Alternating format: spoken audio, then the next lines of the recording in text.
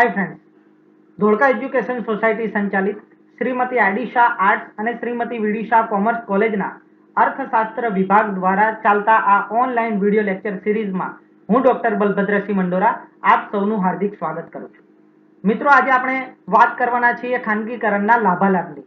ખાનગીકરણના લાભાલાભ એટલે કે ખાનગીકરણના લાભ અને ખાનગીકરણના ગેરલાભ। ખાનગીકરણ એટલે શું, ખાનગીકરણના લાભો શું છે એ અંગેનો વિડિયો લેક્ચર અગાઉ પબ્લિશ થઈ ચૂક્યો છે।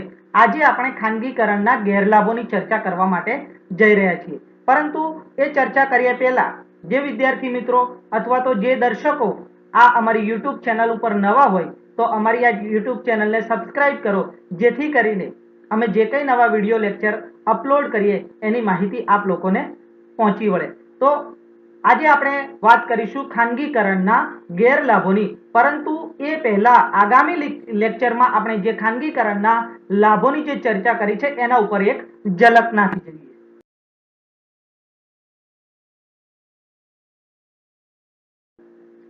Welcome back. આગામી લેક્ચરના રેકઅપ તરીકે આપણે જોઈએ તો આગામી લેક્ચરમાં આપણે આર્થિક સુધારા એટલે શું તેના અર્થ વિશે વાત કરી હતી। સાથે સાથે ઉદારીકરણ, ખાનગીકરણ અને વૈશ્વિકરણ એ આર્થિક સુધારાના ત્રણ મહત્વના પગલા છે। આર્થિક સુધારાનું મૂલ્યાંકન કરવું હોય તો ઉદારીકરણનું મૂલ્યાંકન કરવું પડે, ખાનગીકરણનું મૂલ્યાંકન કરવું પડે અને વૈશ્વિકરણનું મૂલ્યાંકન કરવું પડે। ઉદારીકરણના લાભ અને ગેરલાભનો વિડિયો અગાઉ પબ્લિશ થઈ ચૂક્યો છે।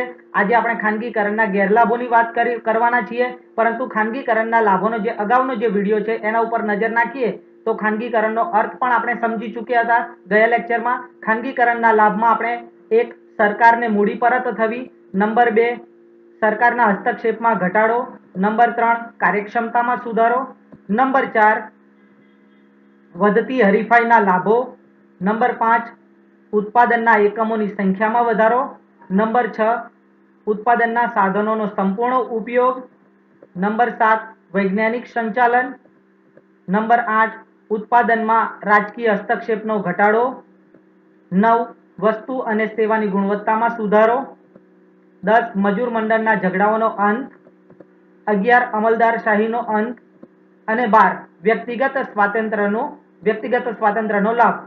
તો આટલા મુદ્દાઓ ખાનગીકરણના લાભના મુદ્દાઓ હતા જે પ્રીવિયસ વિડીયોમાં આપણે ભણી ચૂક્યા છીએ। આજે આપણે વાત કરીશું ખાનગીકરણના ગેરલાભો વિશે।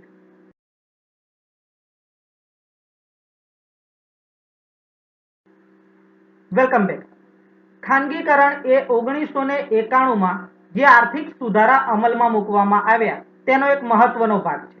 આ આર્થિક સુધારાના મુખ્ય 3 ભાગ હતા: ઉદારીકરણ, ખાનગીકરણ અને વૈશ્વિકરણ। તો ખાનગીકરણની જે નીતિ અપનાવવામાં આવી એ નીતિથી ભારતીય અર્થતંત્રને શું ફાયદા થયા અથવા તો ખાનગીકરણના શું લાભો છે એની ચર્ચા આપણે કરી ચૂક્યા છીએ। આજે આપણે જે ચર્ચા કરવાના છીએ એ છે ખાનગીકરણના ગેરલાભોની। તો ખાનગીકરણના જો ગેરલાભો વિશે વાત કરીએ તો નંબર 1, ભારતમાં જે ખાનગીકરણ કરવામાં આવ્યું, જે ખાનગી ઉદ્યોગપતિઓએ, જે ખાનગી નિયોજકોએ ઉત્પાદન પ્રક્રિયામાં જોતરાયા અથવા તો જંપ લાવ્યું તો માત્ર ને માત્ર સેવા ક્ષેત્રનો વિકાસ થયો। ખાનગીકરણ કરવાથી શૈક્ષણિક સંસ્થાઓની સ્થાપના થઈ, આરોગ્ય ક્ષેત્રે હોસ્પિટલોની સ્થાપના થઈ, વાહન વ્યવહારની સુવિધાઓમાં વધારો થયો, વીજળીની સુવિધામાં વધારો થયો, સાથે સાથે સંદેશા વ્યવહાર ક્ષેત્રે તો ખાનગી ક્ષેત્રએ ખૂબ જ પ્રગતિ કરી છે। બેન્કિંગ ક્ષેત્રે પણ ખાનગી ક્ષેત્રએ પોતાનું મહત્વનું યોગદાન આપ્યું છે। પરંતુ અર્થતંત્રનો ક્યાંક ને ક્યાંક એકાંકી વિકાસ થયો હોય એવું લાગે છે। ખાનગી ક્ષેત્રનો જે પ્રવેશ થયો એ અન્ય ક્ષેત્ર કરતા સેવા ક્ષેત્રમાં વધારે થયો અને એને હિસાબે 1951 માં દેશની કુલ રાષ્ટ્રીય આવકમાં કૃષિ ક્ષેત્રનો હિસ્સો 50% કરતા વધારે હતો, જે વર્તમાન સમયમાં દેશની કુલ રાષ્ટ્રીય આવકમાં સેવા ક્ષેત્રનો હિસ્સો વધારે છે, 50% કરતા વધારે છે। સેવા ક્ષેત્રનો વિકાસ થયો એ ખૂબ જ સારી બાબત છે, પરંતુ માત્ર ને માત્ર સેવા ક્ષેત્રનો વિકાસ થયો હોય એવું લાગે છે। તો ખાનગીકરણનો લાભ આપણને જે ઉદ્યોગ ક્ષેત્ર અથવા તો કૃષિ ક્ષેત્રે જે આપણે ઈચ્છતા હતા એ ન મળ્યો અને માત્ર ને માત્ર સેવા ક્ષેત્રનો વિકાસ થયો, એટલે આપણે એવું કહી શકીએ કે અર્થતંત્રનો એકાંકી વિકાસ થયો છે। ખાનગીકરણનો બીજો ગેરલાભ, ખાનગી પેઢીના માલિકો છે એ માલિકો માત્ર ને માત્ર નફાના હેતુસર ઉત્પાદન કરે છે। એમને મન નફો એ સર્વસ્વ છે। સમાજનું કલ્યાણ, વસ્તુની ગુણવત્તા કિંમતો, લોકોનું શું થશે, આ બધી બાબતો સાથે એમને કોઈ લેવા દેવા નથી. એમને માત્ર ને માત્ર વેચાણ વધવું જોઈએ અને માત્ર ને માત્ર નફો વધવો જોઈએ. ખાનગીકરણ એ મૂડીવાદનું અગત્યનું લક્ષણ છે અને મૂડીવાદનું બીજું મહત્વનું લક્ષણ છે આર્થિક, માનવી અને નફાનો હેતુ. તો ખાનગી પેઢીના જે માલિકો છે એમનું વર્તન આર્થિક માનવી તરીકેનું હોય છે અને માત્ર નફાના હેતુને જ મહત્વ આપવામાં આવે છે. ખાનગીકરણનો બીજો એક ગેરલાભ જોઈએ તો જે કંઈ ખાનગી પેઢીઓની સ્થાપના થઈ એ માત્ર વિકસિત શહેરોની નજીક અથવા તો વિકસિત શહેરોની આસપાસ થઈ. ગ્રામ્ય લેવલે ગામડાઓનો વિકાસ કરવા માટે ઉદ્યોગોની જે જરૂર હતી, ગ્રામીણ ક્ષેત્રે કૃષિ ક્ષેત્ર પરથી વસ્તીનું ભારણ ઘટાડવા માટે ગામડાઓની આજુબાજુ ઉદ્યોગોની જે જરૂર હતી, જે પેઢીઓની સ્થાપનાની જરૂર હતી, એ હેતુ પરિપૂર્ણ ન થયો. શહેરોની નજીક ઉદ્યોગોનું કેન્દ્રીકરણ થયું. અલબત્ત સરકાર દ્વારા ગામડાઓની નજીક જીઆઈડીસી અથવા તો સ્પેશિયલ ઇકોનોમિક ઝોનની રચના કરીને આ સમસ્યાને હલ કરવાનો પ્રયત્ન કર્યો છે, પરંતુ કોઈ પણ ખાનગી પેઢીનો માલિક હોય એ પોતાની સગવડ સચવાઈ રહે એ માટે શહેરોની નજીક કેન્દ્રિત થવાનો પ્રયત્ન કરે છે. માટે ખાનગીકરણની નીતિને લીધે માત્ર ને માત્ર શહેરોનો વિકાસ થયો હોય એવું આપણને જોવા મળે છે. નંબર 4, મોજશોખની ચીજવસ્તુનું ઉત્પાદન. ચીજવસ્તુ 3 પ્રકારની હોય છે: પ્રાથમિક જરૂરિયાતની ચીજવસ્તુ, સુખ સગવડની ચીજવસ્તુ અને મોજશોખની ચીજવસ્તુ. મોજશોખની ચીજવસ્તુનું માંગ એ મોટે ભાગે ધનિકો દ્વારા કરવામાં આવે છે. મોજશોખની ચીજવસ્તુની કિંમત ખૂબ જ ઊંચી હોય છે અને એથી મોજશોખની ચીજવસ્તુના વેચાણ દ્વારા પેઢીના માલિકોને અઢળક નફાની પ્રાપ્તિ થાય છે. તો ખાનગીકરણ કરવાથી જે ખાનગી પેઢીઓની સંખ્યા વધી, એ ખાનગી પેઢીઓએ પ્રાથમિક જરૂરિયાતની ચીજવસ્તુના ઉત્પાદન, સુખ સગવડની ચીજવસ્તુના ઉત્પાદન, આ બધા કરતા મોજશોખની ચીજવસ્તુના ઉત્પાદન ઉપર વધારે ધ્યાન આપ્યું, કારણ કે ત્યાં નફાનું પ્રમાણ વધારે હતું. અલબત્ત ખાનગી પેઢીઓએ સુખ સગવડની જરૂરિયાતની જે ચીજવસ્તુ છે એમાં પણ ઝંપલાવ્યું છે, પરંતુ જેટલા પ્રમાણમાં ખાનગી ઉદ્યોગપતિઓ દ્વારા આવી મોજશોખની ચીજવસ્તુના ઉત્પાદન પાછળ જેટલું રોકાણ કરવામાં આવે છે એટલું અન્ય કોઈ ચીજવસ્તુના ઉત્પાદન પાછળ નથી કરવામાં આવતું. એ ખાનગીકરણનો એક ગેરલાભ આપણે ગણાવી શકીએ.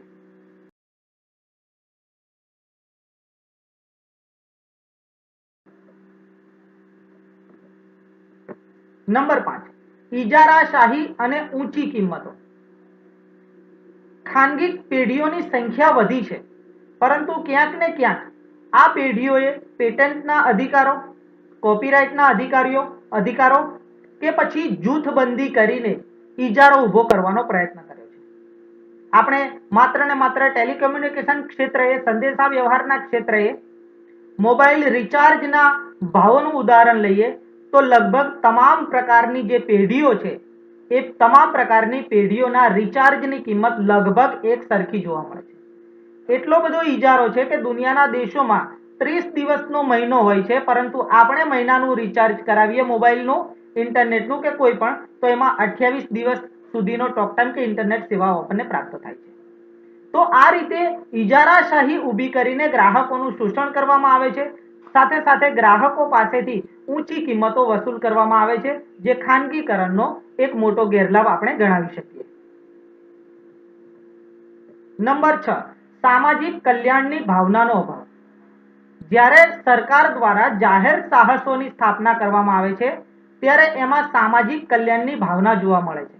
કેટલીક વખત એવું બને કે જાહેર સાહસ ખોટ કરતા હોય તેમ છતાં લોકોના કલ્યાણ અર્થે તે ચાલુ રાખવામાં આવે છે. જેમ કે રાજ્ય સરકાર હસ્તકનું વાહન વ્યવહાર નિગમ, એસટી નિગમ જે છે એ ખોટ કરે છે, તેમ છતાં લોકોના કલ્યાણની ભાવનાને નજર સમક્ષ રાખીને સરકારે એને ચાલુ રાખ્યું છે.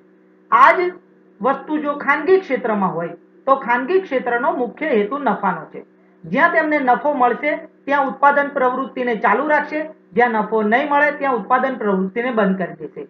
તો જાહેર ક્ષેત્રમાં સામાજિક કલ્યાણની ભાવના જોવા મળે છે, જ્યારે ખાનગીકરણથી આ સામાજિક કલ્યાણની જે ભાવના છે એ ભાવના બિલકુલ નાબૂદ થઈ જાય છે અને માત્ર ને માત્ર મહત્તમ નફો મેળવવાની ભાવના જીવિત રહી જાય છે એવું આપણે કહી શકીએ.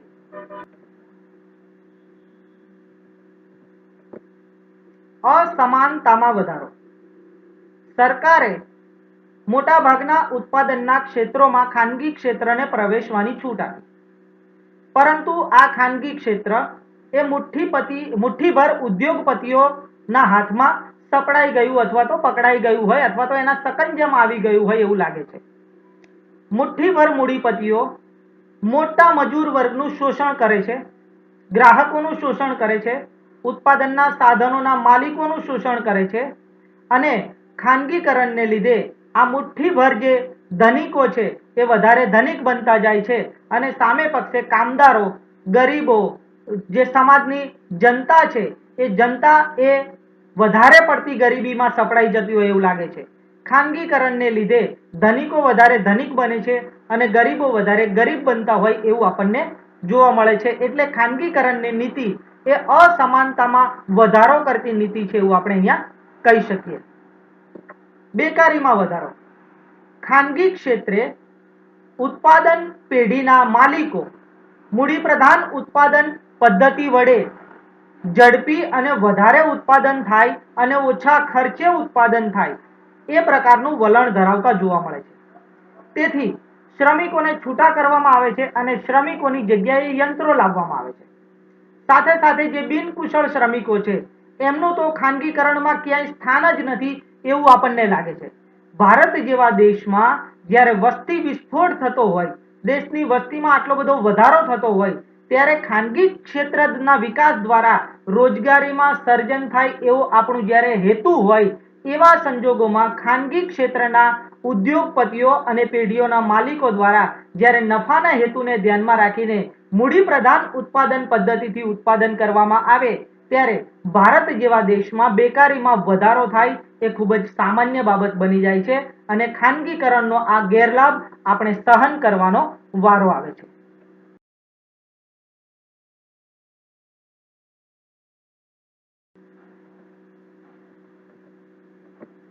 ઔદ્યોગિક અશાંતિ. ખાનગી અનેક પેઢીઓ વચ્ચે ઔદ્યોગિક ઝઘડા જોવા મળે છે. પોતાની પ્રોડક્ટને વધારે સારી બતાવવા માટે, બીજાની પ્રોડક્ટને હલકી બતાવવા માટે ક્યાંક કોપીરાઇટની ચોરી, ક્યાંક પેટન્ટની ચોરી, સાથે સાથે તીવ્ર અને ગળાકાપ હરીફાઈ, આ બધાને લીધે જે ઔદ્યોગિક વાતાવરણ છે એ વાતાવરણ અશાંતિભર્યું ઊભું થાય છે. ખાનગીકરણનું એક આ સૌથી મોટું દૂષણ ગણાવી શકાય કે ઔદ્યોગિક અશાંતિના વાતાવરણનું ખાનગીકરણ દ્વારા સર્જન થવા પામે છે. નંબર 10, મજૂરોનું શોષણ. ખાનગીકરણ એ મૂડીવાદનું લક્ષણ છે અને મૂડીવાદી પદ્ધતિનો જ્યારે આપણે અભ્યાસ કર્યો ત્યારે આપણે જાણ્યું કે કાર્લ માર્ક્સે પણ કહ્યું કે મુઠ્ઠીભર મૂડીપતિઓ જે મહેલોમાં રહે છે એ મહેલો શ્રમિકોના શ્રમિકોનું શોષણ કરીને જે સંપત્તિ ઊભી કરવામાં આવી છે એ સંપત્તિ દ્વારા આ મહેલો ઊભા કરવામાં આવે છે.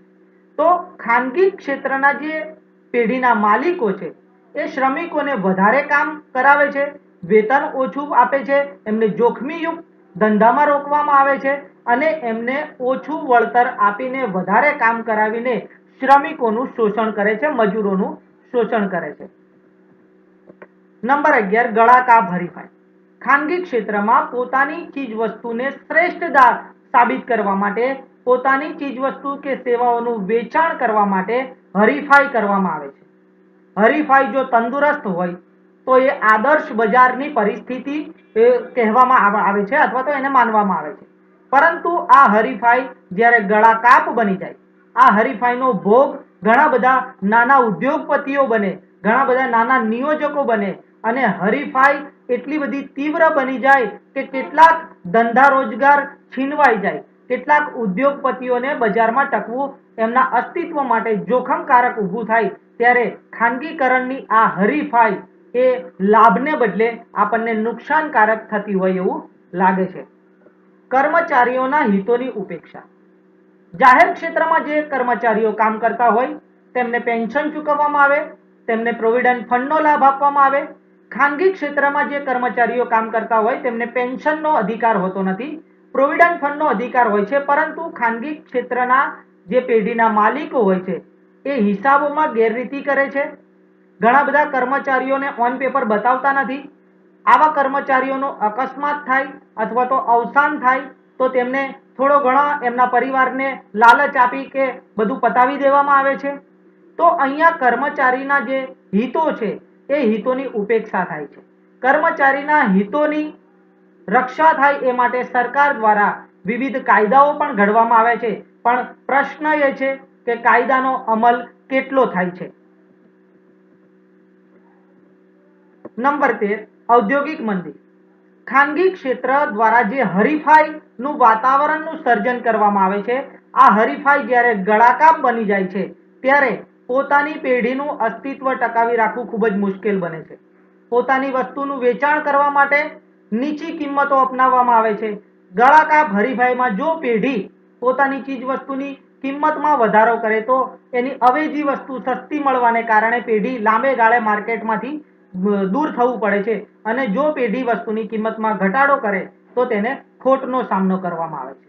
હરીફાઈ એ ખૂબ જ સારી બાબત છે એવી આપણે આગળ વાત કરી હતી, પરંતુ આ હરીફાઈ જ્યારે એટલી બધી ગળાકાપ બની જાય, સાથે સાથે વસ્તુની જો ગુણવત્તા ન જળવાય તો અસરકારક માંગમાં ઘટાડો થાય અને ઔદ્યોગિક મંદી એ મૂડીવાદી દેશો અને ખાનગીકરણની પ્રક્રિયા દ્વારા જન્મતી એક સમસ્યા છે, એવું આપણે ભૂતકાળમાં પણ જોયું છે અને વર્તમાનમાં પણ જોઈ રહ્યા છીએ.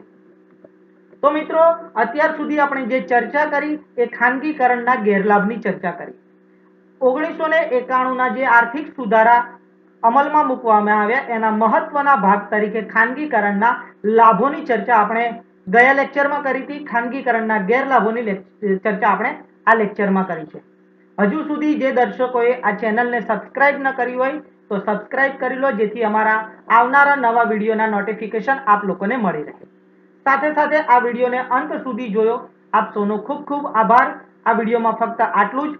નવા વિડીયોમાં, આગામી વિડીયોમાં આપણે વૈશ્વિકરણ એટલે શું, વૈશ્વિકરણને લીધે ભારતીય અર્થતંત્રને શું લાભ થયા અને વૈશ્વિકરણને લીધે ભારતીય અર્થતંત્રએ શું ભોગવવું પડ્યું અને ભારતીય અર્થતંત્રને ઓછામાં ઓછા ગેરલાભ થાય એ માટે શું પગલાં લેવા જોઈએ એની ચર્ચા કરવા માટે આપણે નેક્સ્ટ વિડીયો લેક્ચરમાં મળીશું. ત્યાં સુધી આવજો.